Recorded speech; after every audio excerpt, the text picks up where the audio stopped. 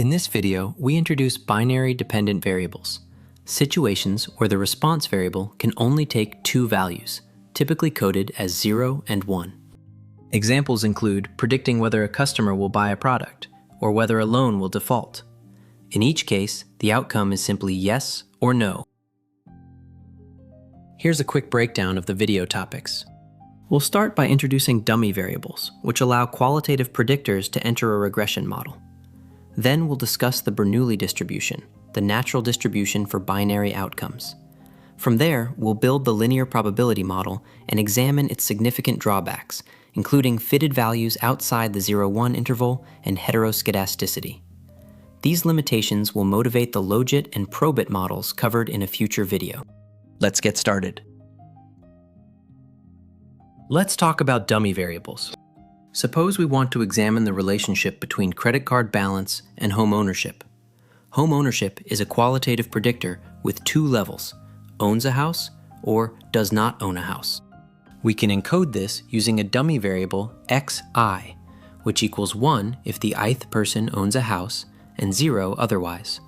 Substituting this dummy variable into the regression model, we see that for homeowners, the expected balance is beta 0 plus beta 1, and for non-homeowners, it is simply beta 0. Here, beta 0 is the average credit card balance for non-homeowners. Beta 1 is the average difference in balance between homeowners and non-homeowners. And epsilon I is the error term. An alternative is to use -1 and 1 coding instead of 0 and 1.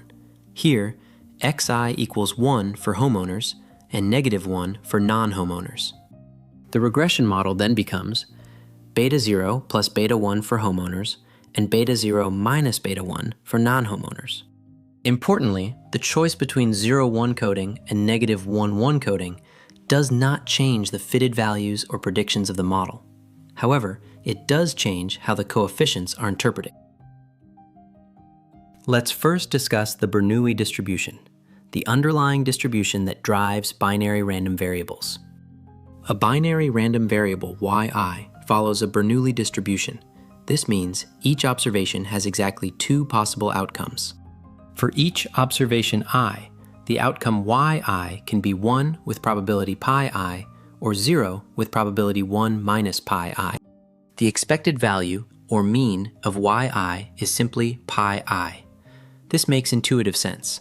The average value of a 0-1 variable is just the probability that it equals 1. The variance of yi is pi I times 1 minus pi I. Notice that the variance depends on pi I itself. It is largest when pi I equals 1/2 and equals 0 when pi I is 0 or 1. Next, let's introduce the linear probability model. One of the simplest approaches to modeling a binary dependent variable is the linear probability model. It assumes a linear relationship between the predictors and the probability of the outcome.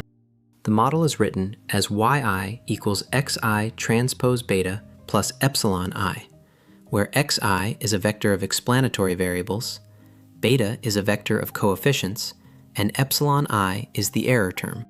Yi is the binary outcome, xi is the vector of explanatory variables, beta is the coefficient vector, and epsilon I is the error term. The key implication of this model is that the expected value of yi equals xi transpose beta, which we denote pi I. This means the predicted probability of the outcome being 1 is a linear function of the explanatory variables.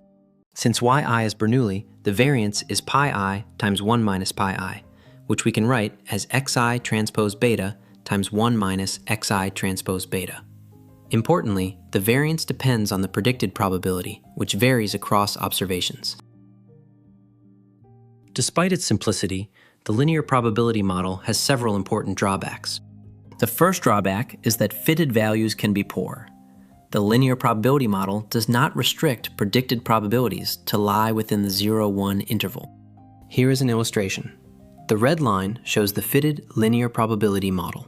Notice that for small values of x, the predicted probability falls below 0, and for large values, it exceeds 1.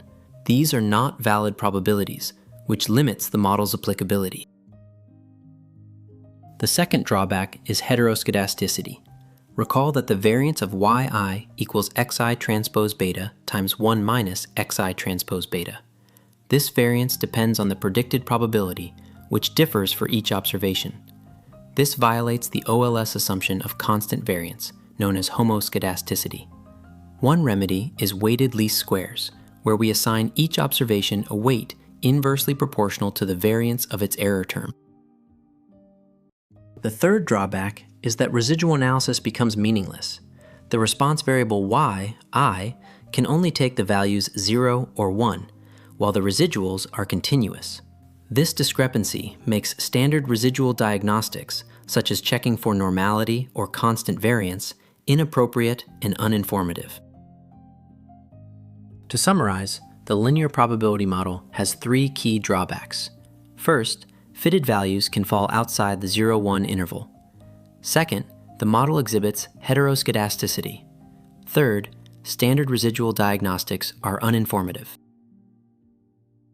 To overcome these drawbacks, we model the probability pi as a function of the linear combination of predictors, written as pi of xi transpose beta, which equals the probability that yi equals 1 given xi. When we choose pi of z equal to z, we recover the linear probability model. But as we have seen, this does not restrict the output to the 0-1 interval. In the next video, we will focus on 2 better choices, the logit model and the probit model. Both use functions that map any real-valued input to the open interval 0 to 1, ensuring that our predicted probabilities are always valid. Thanks for watching. For a comprehensive written course, hundreds of practice problems, progress tracking, and AI-assisted tools, visit the Actuarial Nexus. See you in the next lesson.